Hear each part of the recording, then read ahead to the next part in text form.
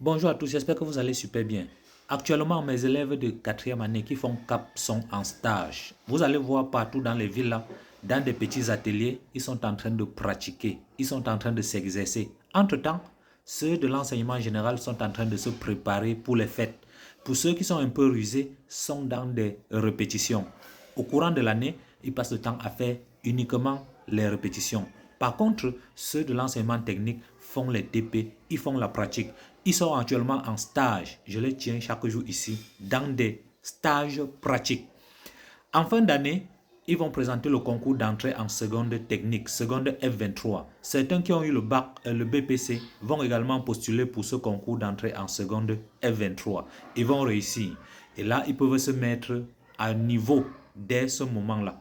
Et ceux qui n'auront pas la chance de passer le concours d'entrée en seconde F23 vont continuer en seconde C, première C, terminal C, et après vont obtenir un baccalauréat C sans toutefois faire aucun TP, sans toutefois faire aucun stage de vacances, sans toutefois faire aucun stage pratique qui peut le prédisposer à concourir ou bien à devenir compétitif vis-à-vis de celui qui va continuer dans le cycle technique.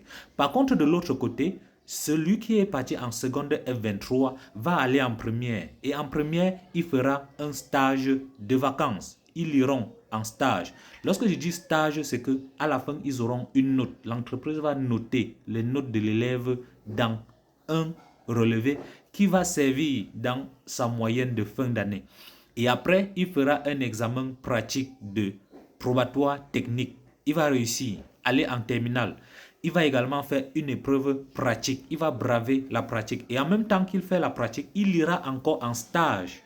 Vous allez voir partout dans des villes les élèves de l'enseignement technique, dans des ateliers. Soyez un peu curieux dans la ville. Là. Vous allez voir les élèves de l'enseignement technique dans des ateliers en train de faire la soudure, en train de faire les installations électriques, en train de faire la mécanique, en train de réparer, de faire la maintenance. Ils vont faire les stages comme ça. Quelques années après, ils vont passer le bac technique ou bien le brevet des techniciens ou le brevet professionnel.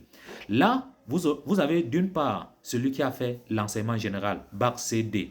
De l'autre part, celui qui a fait bac F ou BT ou brevet professionnel. Ayant fait sous ces cursus techniques de stage et puis des épreuves pratiques, des examens. Ils vont se retrouver peut-être à l'université pour vouloir faire un BTS. Comme la majorité des gars qui font bac CD préfèrent la facilité en allant faire un BTS, ils vont se retrouver à l'université pour faire un BTS.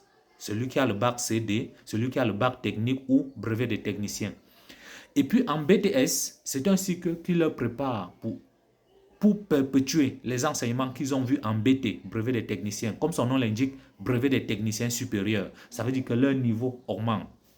Ceux ayant fait l'enseignement général, sans toutefois jamais essayer de pratique, la seule chose qu'ils font de plus, jusqu'à ils s'exercent de plus sur ça, c'est faire les cours de répétition. Je vois ici en ville.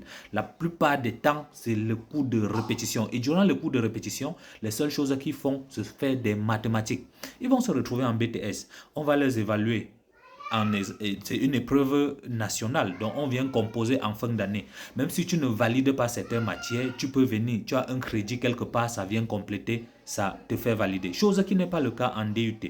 Ils vont se retrouver en BTS. Ils vont valider français, ils vont valider anglais, ils vont valider analyse, ils vont valider algèbre, je parle comme ça des mathématiques, ils vont valider les contrôles numériques qui sont toujours des mathématiques, ils vont valider les asservissements qui sont toujours des mathématiques, ils vont valider toutes ces matières d'enseignement général. À la fin, ils vont passer le BTS. L'autre qui a suivi le cursus technique va également passer le BTS. Le BTS, c'est un diplôme professionnel qui vous pousse à aller travailler. Celui qui a fait l'enseignement technique, comme il était habitué à travailler durant les vacances, durant les différents stages dans des ateliers, va retourner dans les ateliers où il travaillait et va trouver un emploi qui peut lui permettre de subvenir à ses besoins. De l'autre côté, celui qui a suivi l'enseignement général bac CD et est allé faire le BTS au détriment d'un DUT va se rendre compte qu'il n'a pas de compétences pour aller postuler à un poste à l'atelier. Parce qu'il va arriver là-bas, on va lui demander qu'est-ce que tu sais faire? Tu sais faire quoi concrètement? Et il sera incapable de répondre avec exactitude ce qu'il sait faire concrètement. Et dès lors, il ne sera pas retenu. Même s'il dépose une demande de stage même de perfectionnement, il n'aura pas. Parce que très souvent, pour recruter dans des stages, pour faire des stages, vous venez, on vous observe. Quand tu touches un peu là, on te retient. Voilà.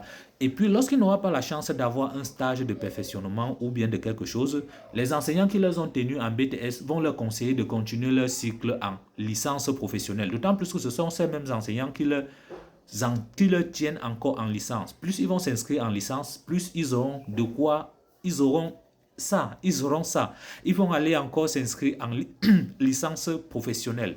Ils vont sortir des licences professionnelles, incapables de réaliser quelque chose concrètement. Parce que dans les universités, le but, ce n'est plus de venir faire des pratiques. Parce qu'on sait qu'on a fait suffisamment de pratiques au CAP, au probatoire F et au baccalauréat F. À l'université, on ne touche plus trop. Donc, si dans ton université, tu as touché vraiment des choses pratiques, mentionne dans l'espace commentaire. Nous allons faire une analyse.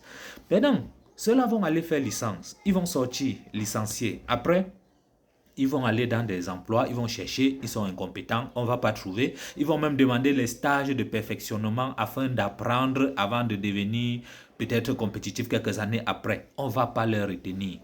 Ils vont rester à la maison. Les parents vont dire que, oh, pourtant l'enfant a fréquenté. L'enfant a fréquenté, mais il ne trouve pas l'enfant, il ne trouve pas l'emploi. Tout juste parce que l'enfant avait été mal orienté.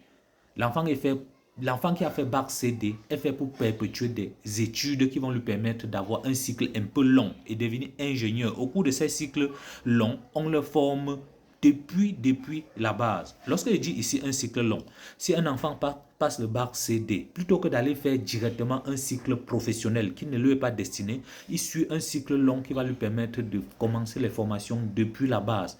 S'il entre peut-être à l'école des travaux, il entre à l'école des postes, il entre à l'école nationale supérieure d'administration et de magistrature, il entre au CUS, il entre à l'école normale, il entre à l'EAMAC, il entre à la SECNA. Ça, ce sont des écoles professionnelles où on prend des étudiants, on leur forme depuis la base.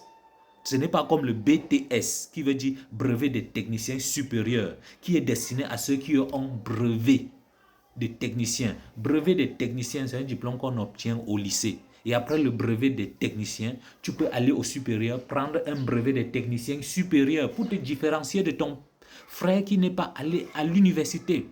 D'accord. Maintenant, si l'enfant qui a fait bac CD suit ce cursus de grandes écoles, s'il ne réussit pas, eh bien, il peut faire le DUT. Le DUT, c'est un diplôme professionnel de technologie et qui le prédispose à comprendre, à l'ouvrir des portes vers des grandes écoles de formation pour devenir ingénieur. Après le DUT, il peut faire une licence de technologie.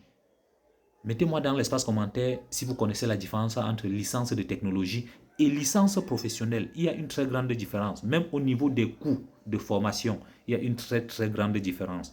Si l'enfant suit le DUT, quelques temps après, il peut accéder à l'école normale supérieure ou bien entrer à Polytechnique, entrer à l'école des travaux. Bref, son diplôme de DUT, licence de technologie, l'ouvre les portes pour passer ces genres de concours. Et le DUT, c'est un diplôme reconnu à l'international. J'ai lu dans certains commentaires que le DUT n'est pas reconnu à l'international, chose qu'ils ne connaissent absolument pas.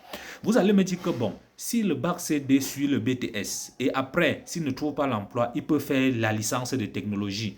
Non, il va faire telle chose. Après, il va s'inscrire en thèse. Il va passer le temps à bifurquer comme ça. Au final, il ne connaîtra d'ailleurs rien. Pourtant, s'il avait continué dans son cursus des sciences fondamentales, la chimie, la métrologie, la biologie, là, il devait être beaucoup plus compétitif. Dites-moi dans l'espace commentaire si un enfant ayant fait bac technique ou brevet des techniciens a la chance de réussir dans des filières de médecine après son baccalauréat. Si cette réponse est fausse, sachez également que celui qui a fait bac DC ne peut pas facilement s'en sortir dans le monde professionnel avec un BTS. Là, si tu as un avis contraire, laisse dans l'espace commentaire, c'est un échange.